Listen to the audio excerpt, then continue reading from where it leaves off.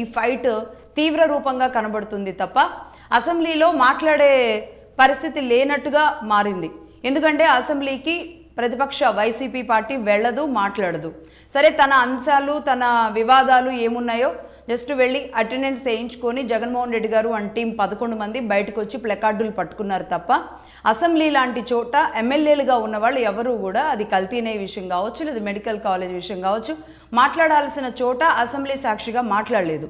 కానీ ఈ గేమ్ అంతటిని ఇప్పుడు మొన్న కూటమి ప్రభుత్వం అధికారంలోకి వచ్చి వైసీపీ ప్రతిపక్షంలోకి వెళ్ళిన దగ్గర నుంచి వైసీపీ తన గేమ్ అంతటిని కూడా మండలికి మార్చేసింది.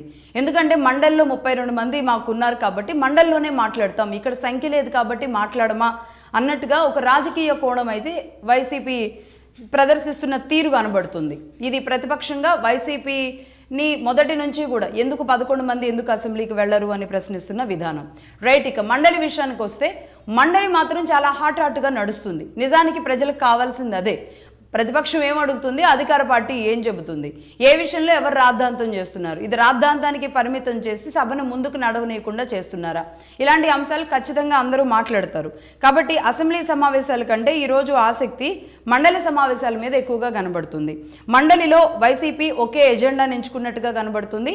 అది కూడా నిన్న దాదాపుగా ఒక 2 రోజుల నుంచి హెరిటేజ్ అంశాన్ని వీళ్ళు కల్తీ నెయ్యి విషయాన్ని ప్రశ్నిస్తున్నందుకు దాడికి ప్రతి దాడి, తిట్టుకి ప్రతి తిట్టు, బూత్కి బూతు, దాడికి దాడి అన్నట్టుగా ఏదైతే విధానం నడుస్తుందో ఆంధ్రప్రదేశ్లో, అలాగే కల్తీ నెయ్యికి ఈరోజు హెరిటేజ్ని తీసుకొచ్చి వైసీపీ మాట్లాడుతుంది. బట్ అందులో ఉన్న వాస్తవాలు ఏంటి, దాని గురించి మాట్లాడాల్సింది ఎవరు, దాని గురించి నిజాలు ఏంటి అనేది రాకుండానే ఒక ప్రచారం, అది ఏదైనా కావచ్చు, కల్తీ నెయ్యి కావచ్చు, హెరిటేజ్ కావచ్చు, అన్నీ ఒక ప్రచారాలు మాత్రం సోషల్ మీడియాలో ప్రతి ఒక్క మెదళ్లలోకి చొచ్చుకుని వెళ్ళేలాగా ఒక క్రీడ అయితే జరుగుతుంది. ఈ నేపథ్యంలో నిన్న హెరిటేజ్ మీద రకరకాలుగా వైసీపీ నాయకులు, వైసీపీ ఎమ్మెల్సీలు మాట్లాడారు. ఈ నేపథ్యంలో ఇందాపూర్ డైరీ అనేది ప్రధానంగా తీసుకొచ్చి నిన్నంతా మండలిలో మాట్లాడుతున్న సిచ్యువేషన్ కనబడింది. ఇందాపూర్ డైరీ మీద ఏదైతే అంటే అటు వైసీపీ నాయకుడు నాగార్జున యాదవ్ లాంటి వాళ్ళు, లేదంటే ఇంకా అనేక మంది దీన్ని చాలా బలంగా తీసుకొని ముందుకు వెళుతున్నారు.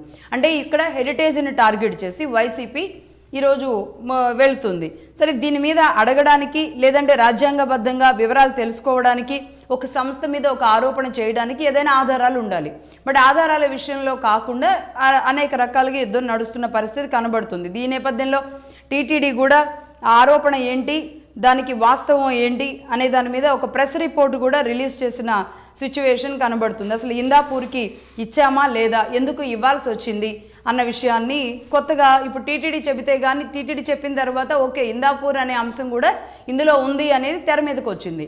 మరి ఇందాపూర్ని ఇన్ని రోజుల పాటు ఎందుకు చెప్పలేదు అన్న అనుమానాలు, లేదంటే ఇది ఎందుకు ఇప్పటివరకు మాట్లాడలేదు, నందినిని మాత్రమే ఎందుకు మాట్లాడుతున్నారు, ఎందుకు మీరు లిమిట్ దాటి ఎంత రేడియస్ ఉంటుందో ఆ రేడియస్లో కొనాలి నెయ్యి అన్న నిబంధనలను దాటి మీరు ఎందుకు వెళ్ళి కొన్నారు అన్న అనేక అంశాలని ఈరోజు వైసీపీ నుంచి అడుగుతుంది.